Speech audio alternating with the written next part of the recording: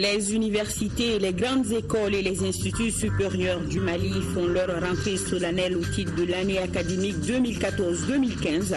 Beaucoup de défis à relever comme le manque d'infrastructures adéquates face à une pléthore d'étudiants. Le thème retenu pour cette rentrée, quel enseignement supérieur pour le Mali? Yéli-Malé est dans la région de Kairi, soit sa sœur jumelle de France, la ville de Montreuil. La coopération décentralisée en cette localité se bonifie. Patrice Bessac, le tout nouveau maire de Montreuil, poursuit les traces de ses prédécesseurs. Il vient de lancer le projet de construction de la maison des femmes du cercle de Yéli-Malé, une infrastructure entièrement financée par la coopération à hauteur de 56 millions de francs CFA. Mesdames et messieurs, bonsoir. Merci de nous rejoindre sur votre télévision nationale. À rentrée solennelle des universités et grandes écoles du Mali au titre de l'année académique 2014-2015. C'était ce matin sous le haut parrainage du président de la République. Quel enseignement supérieur pour le Mali? C'est le thème retenu pour lancer les activités académiques et de recherche des établissements d'enseignement supérieur. L'occasion était également opportune pour présenter aux autorités nationales les immenses défis et les grands chantiers de rénovation pour la qualité des études. Ibrahima Traoré.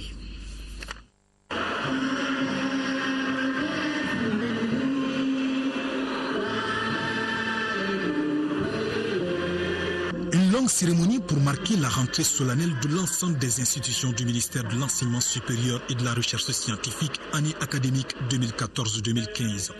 L'événement est mis à profit pour rappeler et proposer des solutions aux maux qui minent toujours l'enseignement supérieur. L'on note l'insuffisance d'enseignants, le faible développement de la recherche, le manque d'éthique et de déontologie, les effectifs pléthoriques, l'insuffisance d'infrastructures d'accueil ou encore la faiblesse du pilotage et de la gouvernance. Bref, l'enseignement supérieur reste malade, il est urgent de le soigner définitivement. La condition sine qua non à remplir pour un enseignement supérieur et une recherche scientifique de qualité est la pacification de l'espace universitaire. Ceci est le fondement de l'édifice que nous entendons bâtir. À cette fin, la première action posée a été de faire de l'ensemble des acteurs de l'enseignement supérieur et de la recherche scientifique une famille unie autour d'objectifs assignés par vous-même et dont dépend dans une large mesure le devenir de la nation. Il a fallu, à cette fin, renforcer la confiance entre l'ensemble des acteurs et leur confiance en la réussite de la mission confiée. Le thème choisi pour cette rentrée solennelle est quel enseignement supérieur pour le Mali. La problématique a fait l'objet d'un cours magistral préparé par le professeur Doulaye Konati et présenté par le professeur Samba Diallo, recteur de l'USSGB. Sans complaisance, il a exposé en une demi-heure un diagnostic très peu reluisant de l'enseignement supérieur du pays. Le Mali compte aujourd'hui 5 universités publiques, dont 4 à Bamako et une à Ségou. Et 4 grandes écoles, l'enseignement privé, quant à lui, a connu une véritable expansion. On compte 71 établissements d'enseignement supérieur ouverts officiellement au Mali. En 2008, le Mali comptait 54 523 diplômés demandeurs d'emploi, dont une partie provenait de l'enseignement supérieur. L'ensemble des effectifs des universités de Bamako est estimé actuellement à plus de 100 000 étudiants. L'effectif du personnel enseignant en 2013 estimé quant à lui à 1300 personnes, toutes catégories confondues. Le vieillissement constaté du personnel enseignant et de recherche de rang magistral pose avec acuité le problème de la relève. Durant cette leçon inaugurale, très peu d'étudiants étaient à l'écoute. Un comportement vivement critiqué par le président de la République. Il a été patient, il a été très courageux. Il n'est pas facile, dans un chahut d'amphithéâtre, de continuer son cours de manière sereine et imperturbable. Samba, tu as été à la hauteur, merci. L'enseignement supérieur, c'est l'écoute du maître. Ainsi on apprend, ainsi on avance. Ainsi, le profit est certain. Quand il y a chahut, quand il y a déplacement désordonné, c'est qu'il n'y a pas d'intérêt. Cela n'est pas un bon signe pour moi, le chef de l'État du Mali. Je vous le dis.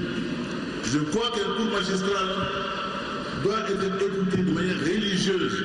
Ça n'a pas été le cas, je le regrette.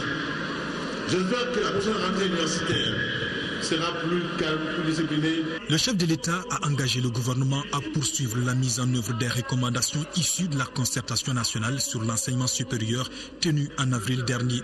Le président Ibeka indique que le Mali a aujourd'hui plus que besoin des compétences pour mieux se positionner dans le concert des nations.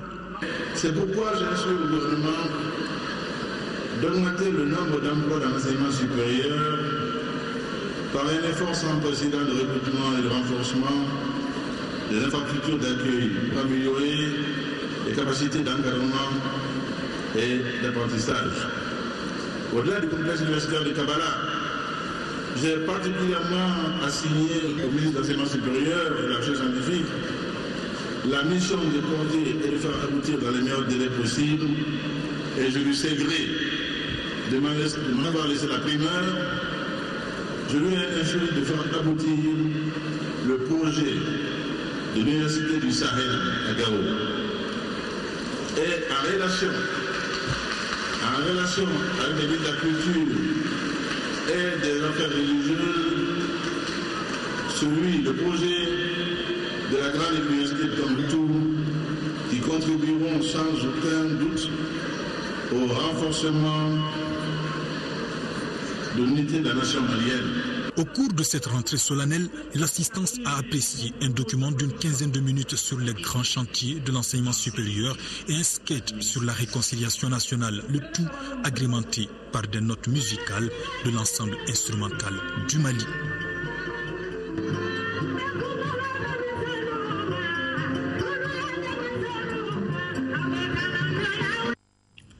Patrice Bessac, le maire de Montreuil, est en séjour au Mali.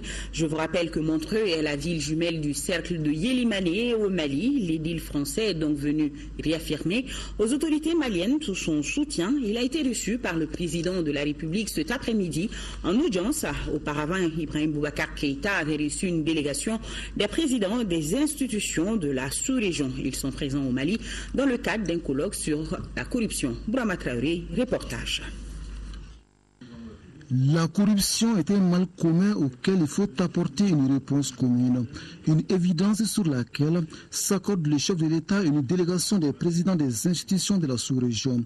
La délégation a salué la décision présidentielle de consacrer l'année 2014 à la lutte contre la corruption et la délinquance financière. Nous avons exprimé à M. le Président, en tant que pouvoir judiciaire, notre souci au travail et aux efforts déployés par le Mali dans ce sens-là. Au centre de la deuxième audience, la coopération. La reprise de la coopération entre la ville de Montreuil et le cercle de Yélimani, pour être plus précis. Plusieurs domaines sont concernés, notamment la santé et l'agriculture. La première décision, ça a été de revenir à la table du PADI, qui est le programme agricole pour le cercle de Yélimané. Nous avons été très impressionnés par l'engagement de l'État malien, engagement financier pour des aménagements hydro-agricoles. La ville de Montreuil, les circonstances avaient fait qu'elle s'était retirée du PADI. J'ai annoncé que nous revenions dans le PADI.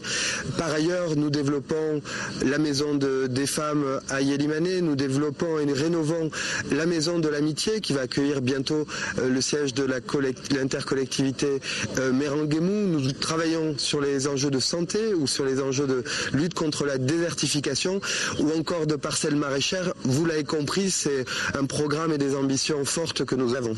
Enfin, le président de la République a accordé une audience au PDG du groupe Ouverture Technologie.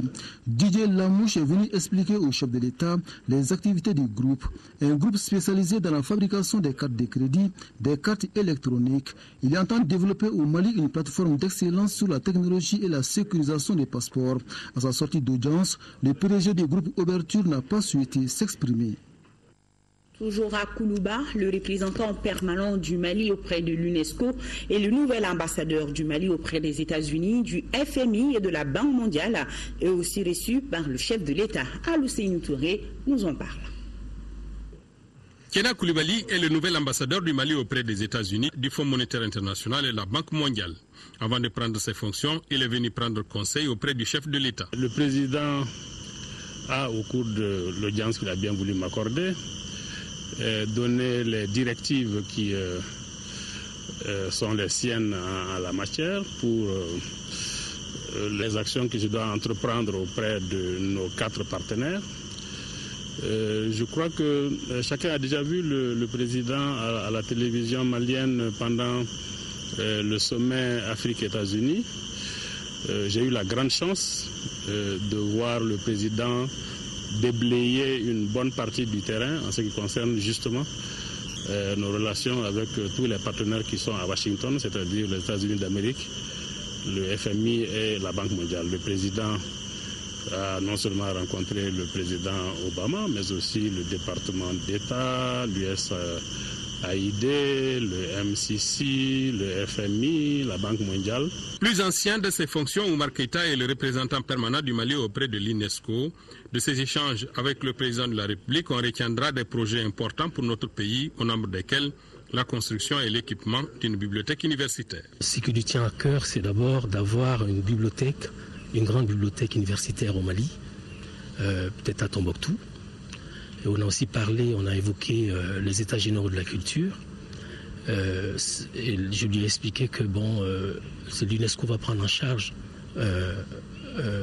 avec le ministère de la Culture pour donner un sens à la culture. La réhabilitation des mausolées se poursuit et puis la numérisation aussi des manuscrits est toujours en route. Donc je pense que l'UNESCO a beaucoup de projets pour le Mali. Les 2 personnalités sont déterminées à faire avancer le niveau de coopération entre le Mali et les pays et institutions auprès desquels ils nous représentent. Hier, c'était la rentrée solennelle des cours et tribunaux au titre de l'exercice 2014-2015, en marge des travaux sur le thème principal, à savoir justice et protection de l'environnement. La Cour suprême a organisé un colloque sur le rôle et la place de la justice dans la lutte contre la corruption. Là-dessus, suivons le reportage de Garibou Peyouf. Au cœur du colloque, la lutte contre la corruption, acte préjudiciable à l'économie nationale, la corruption devient un obstacle au développement, surtout pour un pays qui a ratifié la quasi-totalité des instruments juridiques internationaux de lutte contre la corruption. Dans son réquisitoire, le président de la Cour suprême a souligné les efforts que le gouvernement est en train de consentir. Les efforts déployés en matière de lutte contre la corruption sont réels, mais les avancées concrètes restent encore faibles. En fait, dans l'imaginaire populaire, la corruption est banalisée. Elle relève du quotidien de la population et des entreprises qui vivent avec et vont jusqu'à la considérer avec fatalisme comme partie intégrante de leur culture. Quoi faire face à ces phénomènes criminels et qui compromettent le fonctionnement correct de l'État? Il nous faut donc agir pour enrayer le mal, si tant est que nous ne voulons hypothéquer l'avenir de nos États. Ce combat est celui de toute la société, donc de la justice elle-même. La quête de la gestion saine des ressources publiques est un combat qui peut être gagné. Nous en sommes convaincus. En effet, les premières mesures de lutte engagées dans les différents domaines nous confortent dans l'idée que nous pouvons vaincre le mal, car elles commencent à porter leurs fruits grâce au courage et à la prise de conscience par l'institution judiciaire de son rôle et de sa place dans cette lutte. Auparavant, la troupe Nyongolon, dans un genre comique, a présenté les travers de la société à travers l'attribution d'un marché pour la construction d'un centre de santé. Cette tribune internationale qui s'étend jusqu'à demain est une occasion pour la justice malienne de cerner davantage les modus opératoires de la corruption et les infractions assimilées qui deviennent de plus en plus complexes. À noter que le Premier ministre Moussa Mara a présidé cet après-midi la cérémonie de lancement de la campagne de sensibilisation, de prévention et de formation sur la prévention des incendies dans 30 marchés du Mali. Par la même occasion, Moussa Mara a constaté de visu les conditions d'utilisation de ce marché et procédé à l'inauguration des nouvelles boutiques mises à la disposition des commerçants. L'événement est cité au Hall Félix Houphouët-Boigny de Bamako. La campagne va durer 3 mois et nous y reviendrons en images dans nos prochaines éditions. À la primature, nous allons retrouver le maire de Montreuil qui a rendu visite au Premier ministre Moussa Mara. Même exercice à l'Assemblée nationale avec les deux personnalités. Patrice Bessac a parlé du renforcement de la coopération décentralisée entre sa ville et celle de Yélimanié au Mali. Boubacar Sissoko. Patrice Bessac, maire de Montreuil en France, une ville jumelée au cercle de Yélimanié, région de Caille, a été reçu en audience par le président de l'Assemblée nationale Issaka Sidibé. Le maire de Montreuil est venu signifier aux autorités maliennes son soutien pour dynamiser la coopération décentralisée entre les deux localités. Nous avons parlé de la coopération, de l'amitié qui unit Yélimanié et la ville de Montreuil. Beaucoup de migrants ressortissants de Yélimanié sont à Montreuil et nous allons poursuivre le travail. C'est aussi un signal que je voulais envoyer. Le signal, après les difficultés qu'a connu le Mali, de la nécessité pour les collectivités locales de reprendre la coopération, reprendre le travail. Auparavant, Patrice Bessac a été reçu par le Premier ministre Moussa Mara à la primature. Au cœur des échanges, il a été question du PADI 2, un nouvel axe de coopération. Rappelons que le programme PADI 2 intervient dans le domaine de l'éducation, la santé, l'agriculture et l'hydraulique, entre autres. Le gouvernement y contribue à hauteur de 2 milliards de francs CFA. Parlons en détail à présent de cette coopération décentralisée entre Montreuil et Yélimanié. Le nouvel axe de la coopération entre Montreuil et Yélimanié se retrouve dans le PADI 2, un programme qui intervient dans les domaines de l'éducation, de la santé, de l'agriculture et de l'hydraulique. Le gouvernement y contribue à hauteur de 2 milliards de francs CFA. Dans cette perspective, la rénovation de la maison de la femme et celle de l'amitié à Yélimanié, selon le maire de Montreuil, cette maison de la femme permettra la formation professionnelle des femmes de la localité. Elle doit être réalisée à hauteur de 56 millions de francs CFA. Mahamadi Aloubari, correspondance. Le jumelage est un engagement militant pour la mondialisation citoyenne. C'est en ce terme que le maire de Montreuil s'est adressé à la population de Yélimanié lors de sa toute première visite dans la région de Caille. L'objectif de cette visite est d'échanger sur les réalisations faites par la coopération Méranguemo vieille de 30 ans, mais aussi jeter un regard sur le futur. Et ce que le Montreuil a fait dans le domaine de la santé, il y a beaucoup. Bon, vous savez, le grand programme phare que nous on a ici, c'est un programme de l'État, mais où le Montreuil, avec les Vietnamiens, joue un grand rôle, à savoir les PADI. Donc tout de suite, là, les PADI, après une première phase, va attaquer une seconde phase. Et dans cette seconde phase, le maire nous a assuré que l'appui, vraiment la contribution de Montreuil ne fera pas défaut. Le séjour de Yélimanié a permis au maire de Montreuil de toucher également du doigt les préoccupations de ces communautés dans les domaines de l'éducation, la santé et l'agriculture. J'ai été très sensibilisée sur le sujet des femmes élues qui étaient là et surtout pour les jeunes filles qui se battent pour avoir une scolarisation longue parce que pas seulement faire la primaire, mais aller plus loin dans l'enseignement supérieur. Ça sert aussi au développement du cercle de Yélimanié. Et je voulais réaffirmer que nous allons continuer la coopération avec le cercle de Yélimanié, continuer à appuyer les populations locales, continuer ces 20 années de travail qui ont fait de la relation entre Montreuil et Yélimanié une grande histoire d'amitié, j'étais presque tenté de dire une grande histoire d'amour entre le Mali et Montreuil. La maison des femmes, entièrement financée par la coopération décentralisée à hauteur de 56 millions de francs CFA, a été présentée aux visiteurs du jour. Oui, monsieur le maire, on peut dire une grande histoire d'amour entre le Mali et Montreuil. Soutien de la société civile de Kati aux autorités maliennes dans leur quête de stabilité. C'était lors d'une marche. Une déclaration a été remise au préfet du cercle de Kati, Aïssata Ibrahim Maïga, pour les détails. Les marches de soutien contre la partition du Mali sont parties de la ville martyre de Gao et se poursuivent. Celle de ce matin est une initiative des organisations de la société civile de Kati qui réitèrent ainsi leur soutien aux autorités dans les pourparlers intermaliens d'Alger.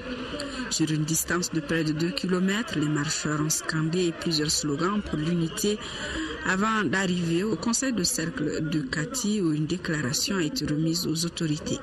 Nous venons témoigner notre attachement à l'intégrité, à la laïcité, au caractère républicain de notre cher Mali. Le Mali est indivisible.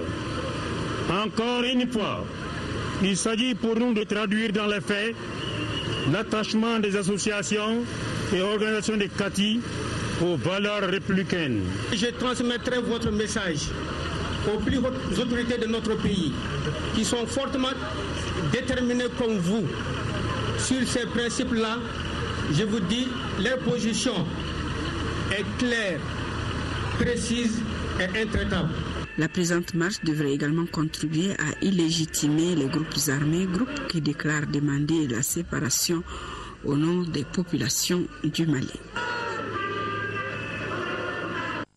Et nous avons cette déclaration. Le bureau politique national du parti ANCD Mali condamne les attaques répétées depuis un certain temps au nord de notre pays, le Mali. Le parti recommande aux autorités maliennes à redoubler d'efforts pour mieux sécuriser la population du nord.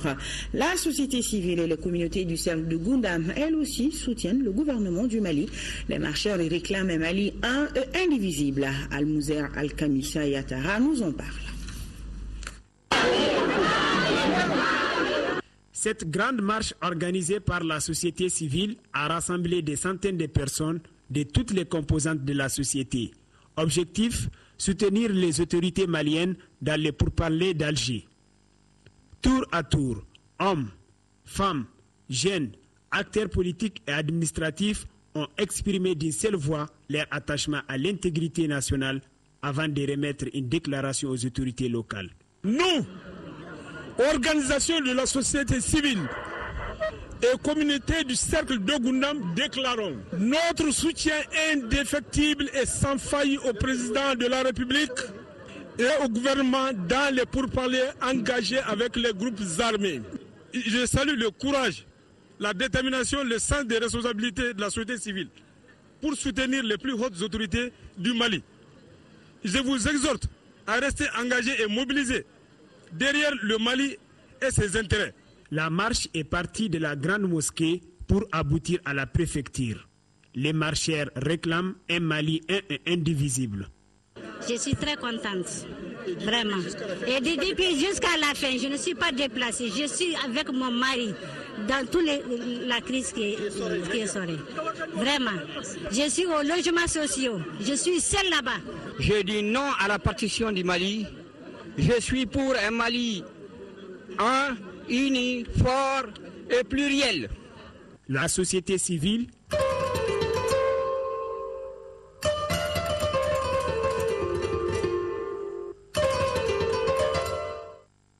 Direction Cotonou se poursuivent les travaux de la 64e session du comité régional de l'OMS. Cette rencontre très capitale pour le Mali, au-delà de la recherche de solutions à la maladie Ebola. Notre pays est candidat pour le poste de directeur zone Afrique de l'OMS avec en lice le docteur Fatoumata Nafo. Mohamed Oudoumamouni, compte rendu. Ils sont 47 États africains dont le Mali a participé à la 64e session du comité régional de l'Organisation mondiale de la santé pour l'Afrique. Le président béninois Boni Yahi, qui a présidé la cérémonie d'ouverture de la session, a rappelé les défis sanitaires qui se posent à l'Afrique. Ces défis ont pour nom la lutte contre la maladie à virus Ebola, a-t-il déclaré. Ebola sera donc l'un des sujets phares. Les experts africains de la santé fondent beaucoup d'espoir en la recherche d'un vaccin contre cette épidémie qui a déjà fait près de 5000 victimes selon un dernier bilan de l'OMS. Les plus de 400 délégués qui participent à cette rencontre des Cotonou se pencheront également sur les rapports des travaux menés par l'OMS en Afrique au cours de l'exercice biennal 2012-2013. Autre sujet, non des moindres, la situation des maladies tropicales négligées et les maladies non transmissibles. À cette rencontre, le Mali joue gros, car notre pays est candidat pour le poste de directeur zone Afrique de l'OMS, une candidature portée par Dr Fatoumata Nafou. Il faut signaler que la délégation malienne, qui comprend 3 membres du gouvernement, est conduite par le ministre de la Santé et de l'Hygiène publique. Ici au Mali, le mouvement Ansardine à l'école de la prévention de lutte contre la fièvre à virus Ebola. Hier, des fidèles s'y sont retrouvés pour échanger sur la maladie avec à l'appui prière et lecture du Saint-Coran. Tout comme les médecins, les religieux recommandent le respect strict des mesures d'hygiène, nous dit Alpha Maïga. C'est à l'unisson que les fidèles du mouvement Ansardine se sont retrouvés dans une communion totale. Au centre des échanges, la fameuse maladie Ebola qui hante de part et d'autre. Les échanges ont porté sur le rappel épidémiologique, la définition de cas, le mode de transmission de la maladie. Également, ils se sont entretenus sur les signes cliniques, le diagnostic et la confirmation, et enfin la prévention de la maladie. Occasion pour le guide spirituel d'adresser un message précis et concis. On sait bien que l'Ebola, c'est vrai. Ce qu'on peut dire à les gens, c'est seulement à suivre ce que les docteurs donnent comme conseil. Tous les musulmans et des chrétiens, on va faire des bénédictions pour demander au bon Dieu de faire détruire complètement d'Ebola, Inch'Allah, dans le monde entier. Le département en charge des affaires religieuses et du culte et d'autres élus ont salué le mérite du mouvement Ansardine. Nous nous réjouissons que Ansardine a été le premier à porter le drapeau haut de la citoyenneté dans notre pays. Ceci témoigne du travail depuis longtemps que notre guide spirituel, Chérif Oussam Radara, a bâti dans le pays, à savoir fabriquer des hommes, travailler sur le comportement des hommes, sur la qualité des hommes. Ansardine nous a habitués, n'est-ce pas, à ces actions qui contribuent au développement du pays. C'est ce que nous attendons des leaders religieux, participer au développement du pays. Comme la journée d'échange coïncide avec la commémoration de l'an 1436 d'Ashura, tous ont lu le Coran, formulé des prières pour gagner davantage la lutte contre Ebola. Journée d'information et de sensibilisation toujours sur la maladie Ebola à Caille. Une rencontre initiée par la direction régionale de la police de la région. Moriba Keita, correspondance. La police nationale ayant pour mission principale de protéger les personnes et leurs biens doit être formée et sensibilisée sur la fièvre Ebola pour mener à bien cette mission de tous les jours. C'est pourquoi la direction régionale de la police de Caille a initié cette rencontre d'information et de sensibilisation des agents de police sur cette maladie contagieuse et mortelle. Les échanges ont ainsi porté sur les modes de transmission et de prévention de la maladie ainsi que les mesures d'hygiène à observer. Les forces de sécurité, principalement la police, constituent un maillot de la chaîne de lutte contre Ebola. Autant les services de santé sont formés et équipés, autant il serait bon que la police, très sollicitée pour détecter les personnes recherchées par la santé, il est bon que ces policiers-là aient l'information, la formation et la sensibilisation. Quant à la direction régionale de la santé et ses partenaires, ils se disent heureux de cette initiative de la direction régionale de la police de Caille. D'abord, l'initiative est venue du directeur régional de la police. On le remercie infiniment par rapport à ça. Et nous-mêmes, dans notre programme, on avait l'intention de former tous les corps habillés. Et sans la police, la bataille ne sera pas gagnée. Nous sommes complémentaires. Donc cette lutte ne peut pas aller sans l'intervention de la police.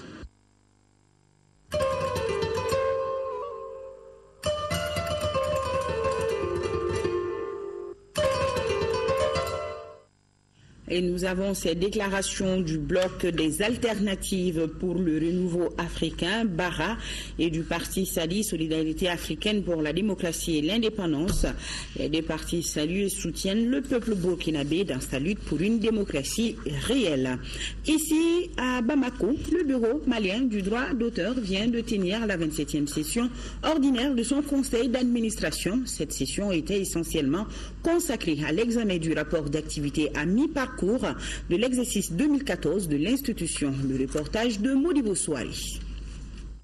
Youssouf Tata Sissé, Moussa Konaté, Ousmane Soumano. C'est par la minute de silence en hommage à d'éminents hommes de culture de notre pays qui nous ont quittés au courant de l'année 2014 que cette 27e session du conseil d'administration du bureau malien du droit d'auteur a démarré.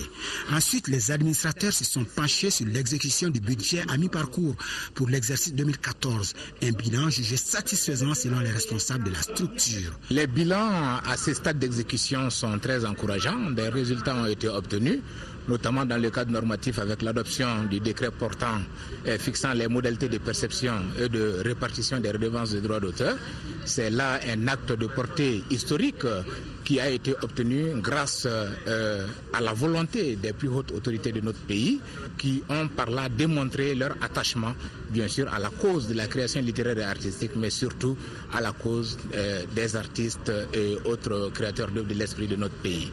L'institution ambitionne de nouvelles perspectives pour la suite de l'exercice en cours avec de nombreux projets, notamment dynamiser le comité de suivi du Boumda, de la FEDAMA et de l'IAPREM, mettre en place des stratégies de relance de production artistique, élaborer et accélérer l'adoption du statut de l'artiste et autres acteurs culturels. Quant aux autorités, elles comptent relever certains défis aux côtés du Boumda. Les défis qui entourent la création littéraire et artistique dans notre pays sont tout aussi nombreux qu'ils sont d'un impératif catégorique. Devant ces défis, il s'agit principalement pour nous de lutter férocement contre la piraterie, comme l'a instruit le Premier ministre Moussa Mara dans sa déclaration de politique générale et rappelé dans son pacte de performance avec le gouvernement. J'invite tous les usagers d'œuvres à venir prendre les autorisations et à payer régulièrement les redevances dues. Le ministre Ndiaye Ramatoulaye Diallo n'a pas manqué de saluer l'accompagnement de l'Agence française pour la promotion de l'enseignement supérieur qui, dans le cadre d'un partenariat, a offert au Bureau malien du droit d'auteur du matériel informatique pour renforcer les capacités de la structure. Le commissariat à la sécurité alimentaire à travers le système d'alerte précoce tient un atelier de restitution des données collectées sur le terrain. Durant 7 jours, les experts vont faire l'analyse consensuelle de la situation alimentaire et nutritionnelle. On fait le point avec Lamine Keïta. Au cours de cette rencontre d'évaluation au titre de la campagne agricole 2014-2015, les participants vont examiner la situation courante et la situation projetée afin d'aboutir à un cadre harmonisé d'analyse et d'identification des populations en insécurité alimentaire et nutritionnelle. Elle est d'une grande importance d'abord pour le gouvernement du Mali parce que les informations, les résultats qui seront issus vont permettre aux décideurs publics et aux partenaires techniques de pouvoir planifier les interventions à l'intérieur donc des zones et au profit des populations qui sont en insécurité alimentaire au cours de la campagne 2014-2015. Comme vous savez, le cadre harmonisé est un processus conçu par le SILS pour aider les États membres dans l'identification des zones à risque et des populations vulnérables au Sahel et en Afrique de l'Ouest.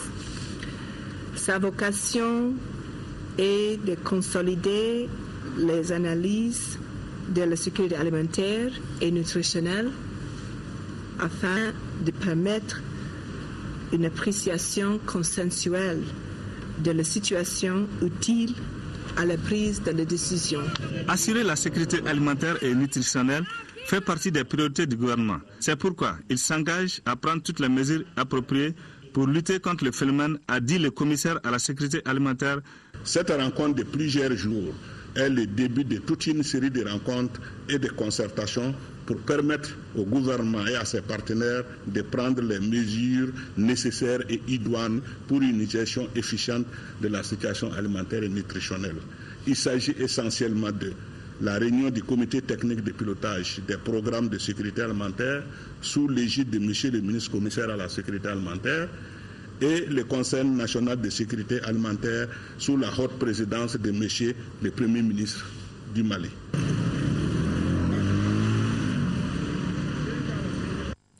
À suivre après ce journal, le discours du président du Haut Conseil des collectivités, discours prononcé hier à l'ouverture de la session de l'institution. Vous pourrez suivre également les appels des maires des communes du district de Bamako pour une mobilisation autour du RAVEC.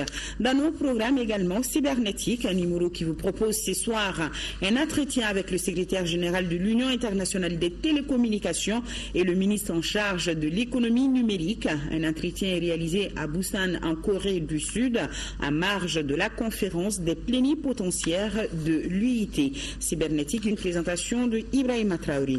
20e session ordinaire du Centre national de recherche agronomique. Il s'agira de présenter les rapports de recherche effectués sur la production végétale et animale. Adama Koulibaly nous en dit plus. Il s'agira au cours de cette 20e session du Centre national de recherche scientifique et technologique en agriculture d'analyser les rapports des sous-commissions production végétale, santé animale, production forestière, faunique et halieutique et les systèmes de production et économie des filières.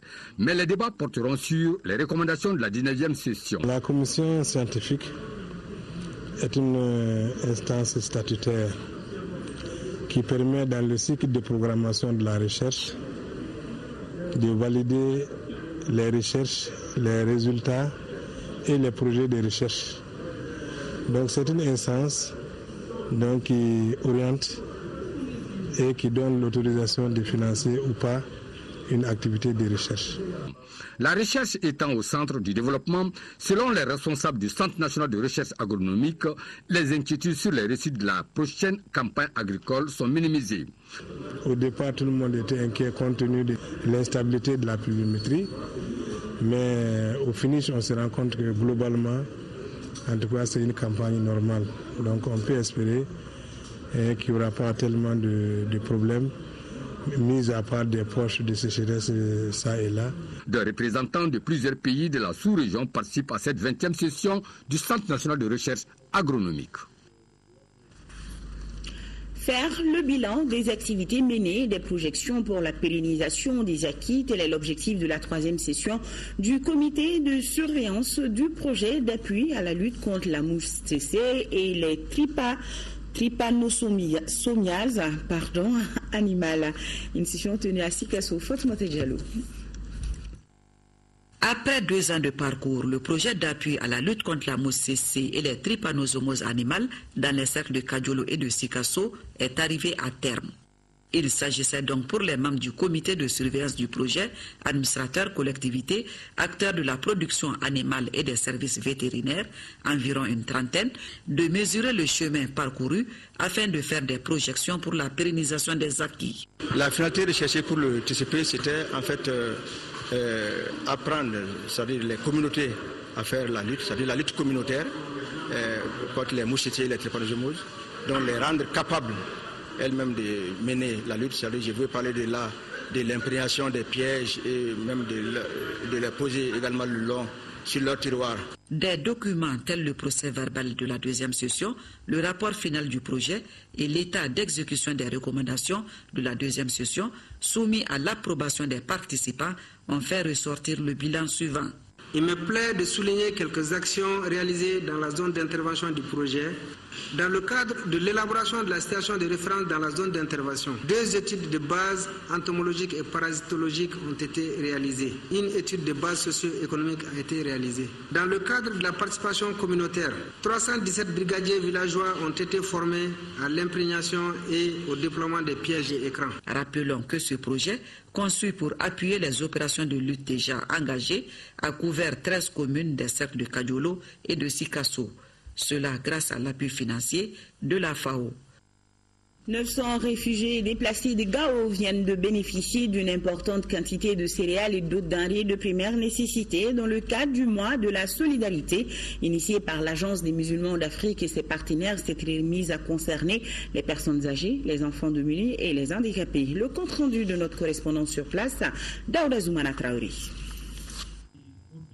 L'esprit du mois de la solidarité et de la lutte contre l'exclusion a été une fois de plus respecté dans la cité des Askia avec la remise de vivres à 900 réfugiés et déplacés. Et réunis dans la cour de la mosquée du Koweït, l'équipe de l'Agence des musulmans d'Afrique, les autorités régionales et les bénéficiaires ont suivi avec intérêt cette donation de céréales, de sucre, d'huile et de lait. L'adjointe au maire de Gao, Maïga Mariam Maïga, et El Hadj Mohamed Sissi, coordinateur des chefs de quartier, ont tous apprécié ce geste. L'Agence des musulmans d'Afrique est pour une société plus équitable, ce qui est de nature à interpeller les diverses composantes, notamment les femmes et les enfants, qui sont les piliers de notre société, à plus d'amour, d'attention, de considération et de justice, de partage et surtout de lutte contre la pauvreté, au profit de nos frères et sœurs déplacés vulnérables. Le coordinateur de Direct Aid, Agence des musulmans d'Afrique, Lassane Baraba, souhaite asseoir une cohésion sociale et une culture de paix pour un développement socio-économique dans les régions du nord du Mali. Cette réalisation se fera avec tous les fils et filles du Mali, a-t-il conclu. Le mouvement des femmes du parti de la Convention nationale pour une Afrique solidaire, Sénas Fasoere, vient de distribuer un important lot de matériel d'assainissement aux différentes associations des femmes du district de Bamako. Alpha Maïga. Bamako est sale et on ne cessera jamais de le dire. Un sujet qui préoccupe à tous les niveaux. Et c'est pour apporter leur contribution à débarrasser la capitale des ordures que le mouvement des femmes de la Convention nationale pour une Afrique solidaire, FASO-RR, a organisé cette cérémonie. Une cérémonie au cours de laquelle ce lot important de matériel d'assainissement a été distribué gratuitement aux associations des femmes du district de Bamako. Notre parti est résolument engagé pour le changement de l'environnement, pour assurer votre santé dans un cadre propre, débarrassé de toutes ordures. Vous serez les artisans du développement urbain à travers la protection de votre environnement et de la santé. Ces poubelles sont un peu différentes, sont très différentes de nos poubelles ordinaires que nous avons ici au Mali. Madame Sako Maïché Touré, la marraine du mouvement des femmes, a vu ce modèle-là au Zimbabwe, précisément à Harare. C'est un modèle qu'elle a amené et que nos artisans maliens ont confectionné au Mali ici. Le geste du mouvement des femmes, Sénas Faso-RR, va contribuer à alléger le travail des femmes d'une part et surtout protéger les habitants des quartiers, a déclaré le porte-parole des bénéficiaires. En tout cas, il faut le dire, la contribution vient à point car aujourd'hui, l'évolution démographique fait que chaque famille est responsable de la gestion des ordures ménagères. Voilà, c'est sur ce que se referme ce journal. Toute la rédaction vous remercie de l'avoir suivi. Merci de votre fidélité à l'ERTM. Demain, même heure, même plateau. Grand merci à vous qui nous suivez des 1008 logements de Sirakoro Meguitan et des Sénou. Bonsoir et je vous souhaite de passer une excellente nuit. Bonsoir à tous.